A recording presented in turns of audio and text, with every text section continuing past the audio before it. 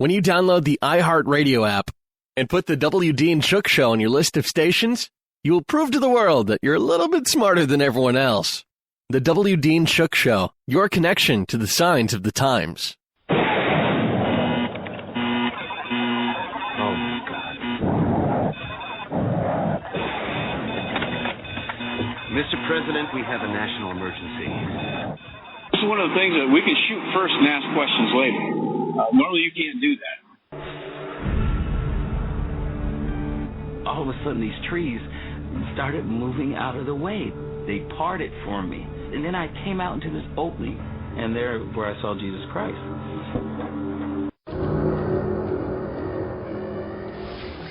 Back in 1927, an American socialist, Norman Thomas, 6 times candidate for president on the Socialist Party ticket, said the American people would never vote for socialism. But he said under the name of liberalism, the American people will adopt every fragment of the socialist program. He is more imminent. James Madison, in 1788, speaking to the Virginia Convention, said, "Since the general civilization of mankind, I believe there are more instances of the abridgment of the freedom of the people by gradual and silent encroachment of those in power than by violent and sudden usurpations." When men were free.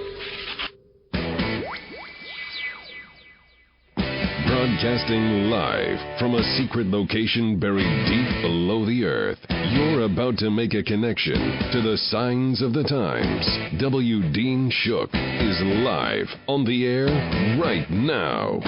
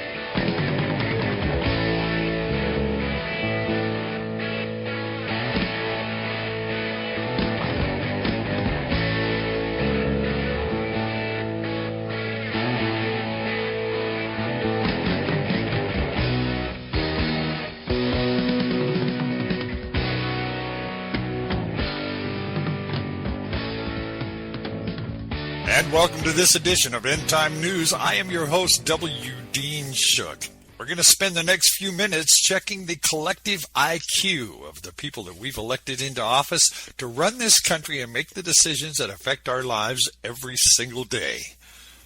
You may find some of these amusing. Most of them are actually pretty disturbing, but there's a whole list of clips. Politicians, Democrats, Republicans, presidents, not only saying stupid things, but lying to our face. I want to start this with a CNN correspondent who believes that Michelle Obama can sign bills into law. Check it out.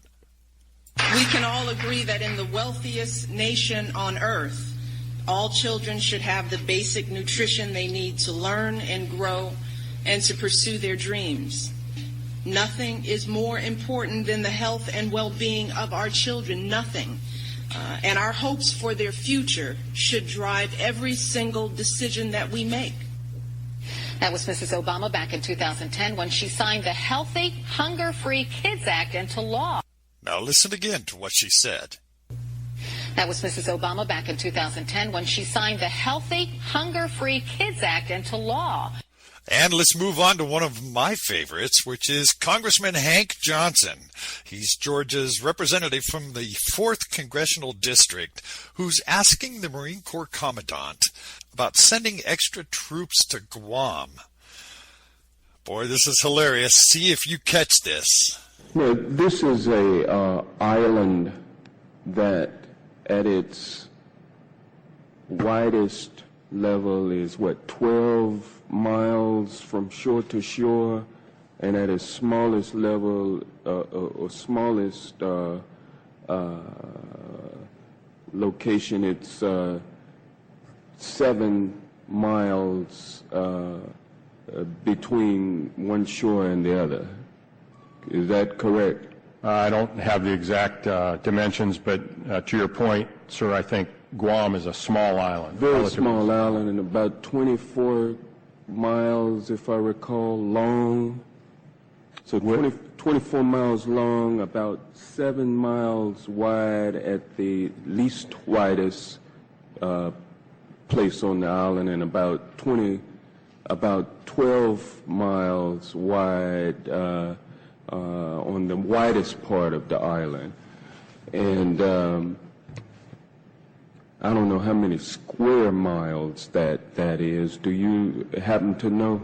I don't have that figure with me, sir. I can certainly supply it to you if you'd like. Yeah, my fear is that the whole island will become so overly populated that it will tip over and capsize, tip over and capsize, tip over and capsize. We don't anticipate that. The Guam population, I think, currently about 175,000, and again, with 8,000 Marines and their families, it's an addition of about 25,000 more into the population. My goodness, and we elect these people into office. Isn't that incredible? Now, I have a clip coming up here that is going to kind of surprise you, maybe the way it surprised me. This is Maxine Waters, and I don't know if you remember or not, Maxine Waters, she's a congresswoman. A few years ago, she was at an airport and was going through the TSA search and had a fit saying that she's a congresswoman. She is above being searched, and they arrested her. Well, it seems that Maxine Waters is having a little trouble holding her tongue as she reveals a secret database that the Obama administration is keeping on every single American. Listen to this one. Made clear to our viewers and listeners is that, look, this is the inauguration represented the beginning of his second term. Yes. But it also represented the countdown of the end of his presidency. That's right. And the reality is, like anything else, you better get what you can while he's there because, look, come 2016, that's it. Well, you know, I don't know, and I think some people are missing something here. The president has put in place an organization that contains the kind of database that no one has ever seen before in life. That's going to be very, very powerful, and whoever... In terms of the Organizing for America that he's now shifting to become a 501c4. Yeah, that's right, that's right. And that database will have information about everything on every individual in ways that it's never been done before, and whoever runs for president on the Democratic ticket have to deal with that. They're going to have to go down with that database and the concerns of those people because they can't get around it. And he's been very smart. I mean, it's very powerful what he's leaving in place. And I think that's what any Democratic candidate is going to have to deal with. Now listen again to what she says here. The president has put in place an organization that contains the kind of database that no one has ever seen before in life.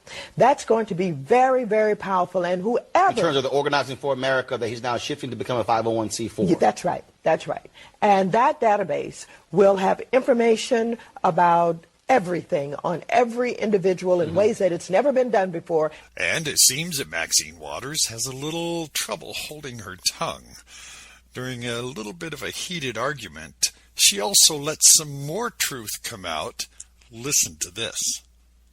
What guarantees are you going to give this liberal about how that will reduce the cost of gasoline at the pump if we let you drill where you say you want to drill? I can guarantee to the American people, because of the inaction of the United States Congress ever increasing prices unless the demand comes down, and the $5 will look like a very low price in the years to come if we are prohibited from finding new reserves, new opportunities to increase supplies. And guess what this liberal would be all about? This liberal will be all about socializing, would be about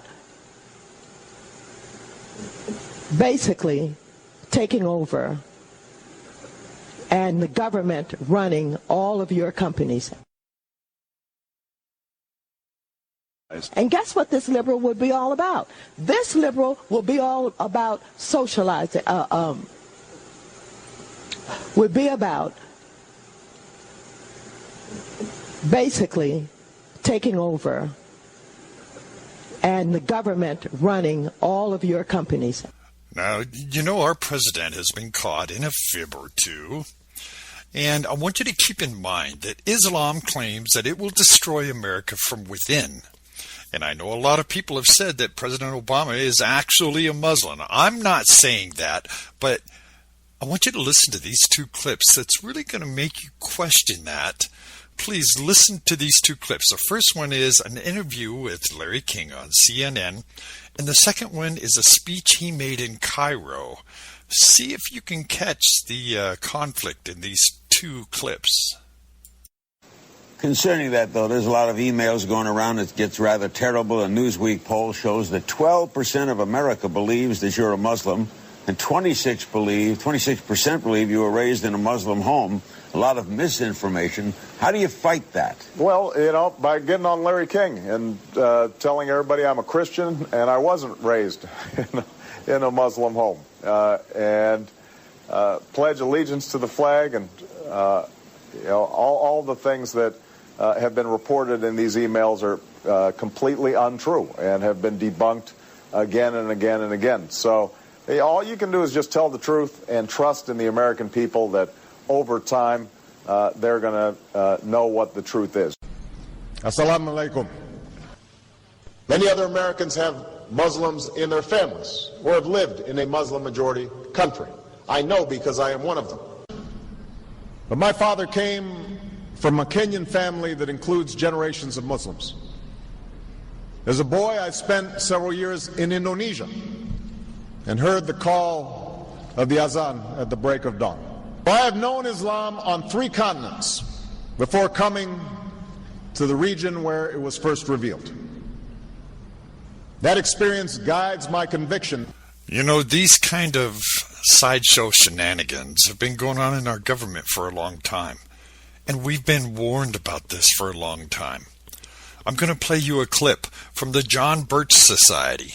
This is Robert Welsh, and this is a recording from 1958. Then after that, I'm going to play you a clip of Ronald Reagan warning the same thing. Listen to these clips. A part of that plan, of course, is to induce the gradual surrender of American sovereignty, piece by piece and step by step, to various international organizations, of which the United Nations is the outstanding but far from the only example. Now, here are the aims for the United States. 1, greatly expanded government spending for every conceivable means of getting rid of ever larger sums of American money as wastefully as possible. 2, higher and then much higher taxes. 3, an increasingly unbalanced budget despite the higher taxes. 4, wild inflation of our currency. 5, government controls of prices, wages, and materials, supposedly to combat inflation. 6, greatly increased socialistic controls over every operation of our economy and every activity of our daily lives.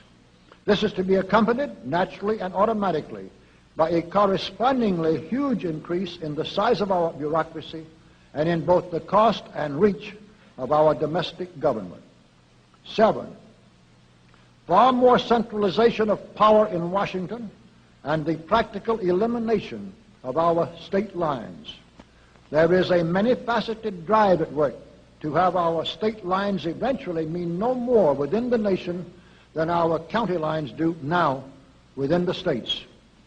8, the steady advance of federal aid to and control over our educational system, leading to complete federalization of our public education. 9, a constant hammering into the American consciousness of the horror of modern warfare, the beauties and the absolute necessity of peace, peace always on communist terms, of course. And 10, the consequent willingness of the American people to allow the steps of appeasement by our government which amount to a piecemeal surrender of the rest of the free world and of the United States itself. Now, one side in this campaign has been telling us that the issues of this election are the maintenance of peace and prosperity. The line has been used, we've never had it so good. I won't have to worry about putting gas in my car. I won't have to worry about paying my mortgage. You know, if I help him, he's going to help me. But I have an uncomfortable feeling that this prosperity isn't something on which we can base our hopes for the future. The key point I'm making right now is that the economy is moving in a positive direction. And yet our government continues to spend $17 million a day more than the government takes in. You're telling me we got to go spend money to keep from going bankrupt? The answer, yeah, it's what I'm telling you. We've raised our debt limit 3 times in the last 12 months. And now our national debt is 1.5 times bigger than all the combined debts of all the nations of the world. We're going to raise the debt limit. We always have.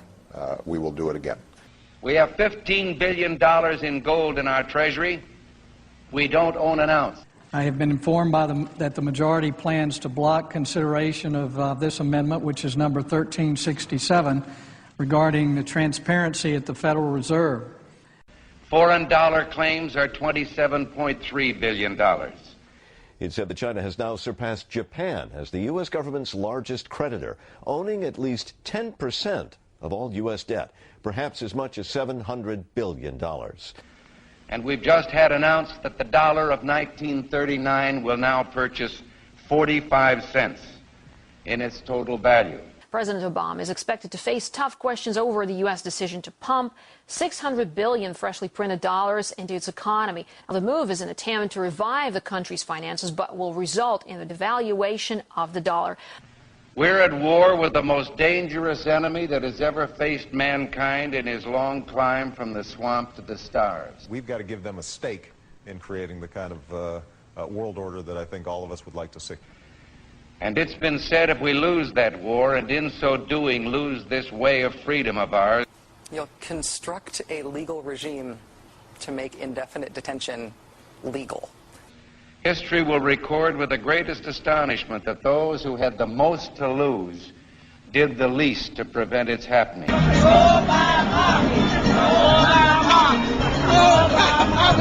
starting a riot here. Well, I think it's time we ask ourselves if we still know the freedoms that were intended for us by the Founding Fathers. For some trips, it'll be faster than flying, without the pat down. Anna was picked to go through. Pretty much everybody except the baby was picked to go through the scanner. If we lose freedom here, there's no place to escape to. This is the last stand on earth. Damn America, that's in the Bible. Whether we believe in our capacity for self-government or whether we abandon the American Revolution and confess that a little intellectual elite in a far distant capital can plan our lives for us better than we can plan them ourselves. I've got a core set of values that I think have to be advanced, and that my individual salvation depends on our collective salvation. You and I are told increasingly we have to choose between a left or right. Well, I'd like to suggest there is no such thing as a left or right. There's only an up or down. We had an election, and it was about a direction for our country. And regardless of their sincerity, their humanitarian motives, those who would trade our freedom for security have embarked on this downward course. In this vote harvesting time, they use terms like the Great Society, or, as we were told a few days ago by the President, we must accept a greater government activity in the affairs of the people. E pluribus unum, out of many, one. In the end, that's what this election is about. Well, the trouble with our liberal friends is not that they're ignorant. It's just that they know so much that isn't so. Well, there's some food for thought. Thank you for joining me on this update. I appreciate it so very much. You can email me at contact@wdeanshook.com. The webpage is wdeanshook.com. And you can join me on Twitter at wdeanshook, Facebook at wdeanshook. I'll see you on our next update. Thank you so very much. You can get these full stories and more at wdeanshook.com. That's wdeanshook.com.